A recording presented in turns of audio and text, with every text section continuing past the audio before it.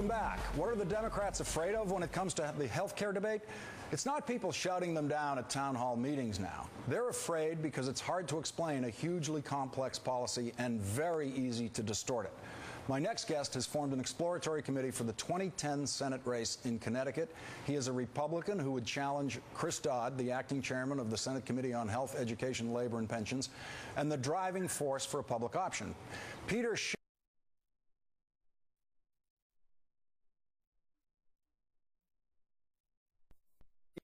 a global strategist of Euro-Pacific Capital, a Westport, Connecticut-based brokerage firm. He's also the author of the book Crash Proof: How to Profit from the Coming Economic Collapse. Peter Schiff, your book, coming out in 2007, predicted everything we're going through now with the recession and the collapse in the markets and all of that. Exactly. And more important, it predicted all the foolish things the government would do to try to solve the problem and why all those things would make the problem worse. Okay, so let's say you get the money and you're running for Senate in Connecticut in 2010.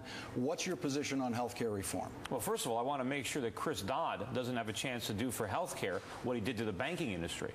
You know, the problem with health care is that it's too expensive. And the reason it's so expensive is because of government involvement in the system and because of an overutilization of insurance, because of tax subsidies that force people or get people to buy insurance to cover ordinary medical expenses. In the campaign, you're going to have 30 seconds to say what you're in favor of. I'm in favor of free markets. I think the free market can deliver quality health care at a lower cost. Legislatively, to shorthand that, you're in favor of nothing. You're in favor of doing nothing. No, I'm in favor of doing something, getting the government out of the market. You have to remember what insurance is for. Insurance is to pay for catastrophic events that are unlikely to happen. People have fire insurance because their house probably won't burn down. So you want to remove all the government regulations, state and federal regulations in place right now to prevent health insurance companies from abusive practices.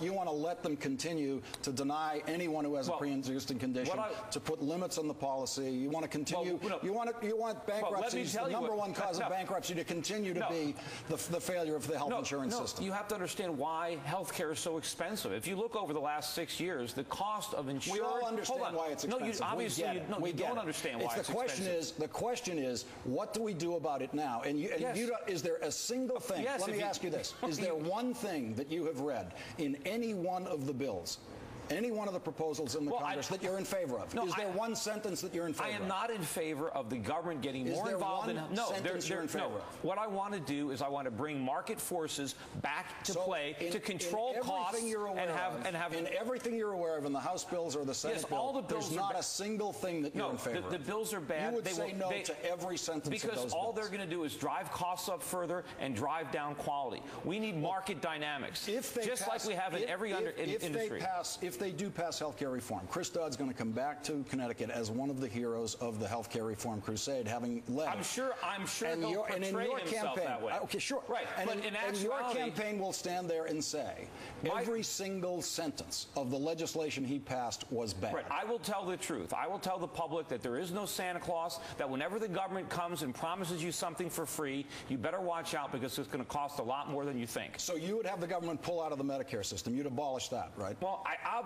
It's a complete single-payer government-run healthcare system. It's as socialistic as the Canadian system. Yes. It's for everyone 65 and over. And you would say, end that tomorrow. I can't say that, obviously. Well, look, because you've built up this culture of dependency over the years. You can't turn it off overnight. Lazy, dependent seniors in Connecticut, right? If the government, lazy Connecticut citizens over 65 who refuse to pay for their own health care. Don't put words in my mouth. If the government hadn't taxed the hell out of these people while they were working, they would have enough money to afford their own health care, and it would be a lot less expensive.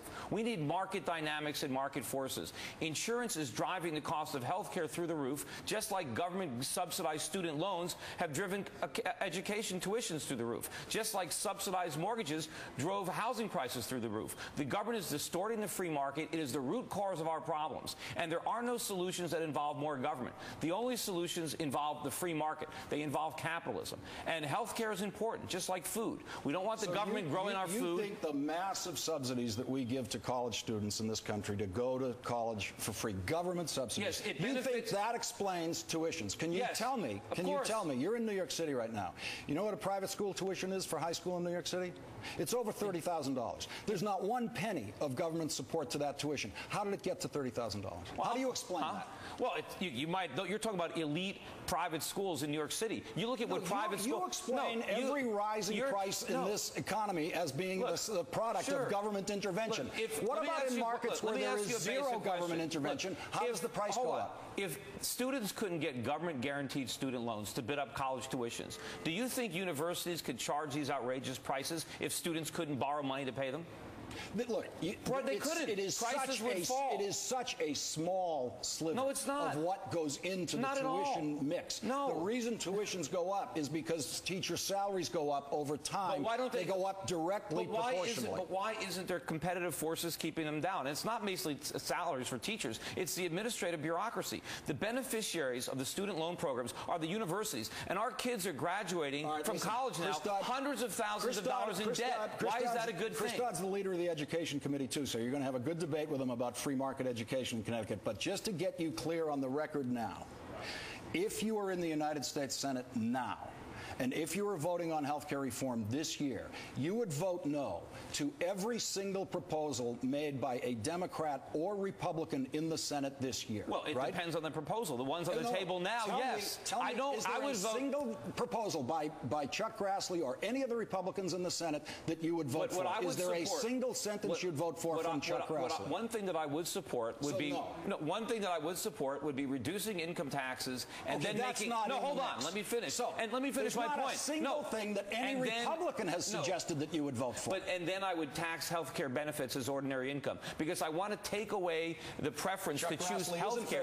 But only if you lower income taxes. Let's get this straight. But you have to lower income taxes to keep it revenue neutral. Let's get you on the record. Peter Schiff is in favor of raising taxes on Connecticut citizens who have private health insurance. No, I want to lower taxes. No, remember, I want to lower taxes. You want to lower the income tax, but you want to raise taxes on health care benefits. No, but so there's no net increase. There's right now taxes on health care benefits now. How much do you want to raise them to? I want to raise them enough to offset the reduction in income taxes. I want people who now get health insurance from their employers to get money, to get wages instead that are not taxed, and they can make a decision if they want to buy health care or if they want to buy something else, or if they want to buy a major medical that covers catastrophic illnesses. Give Chuck Grassley a call. He's the leading Republican on the Senate Finance Committee. He, too, is currently in favor of raising taxes on people's private health insurance plans. But I only want to do it if we cut their taxes. You have found one sentence of agreement with the Republicans, are you listening? No. And it's on a tax increase. Are you listening to what I'm saying? I would only do it if we cut taxes. We're out of time. I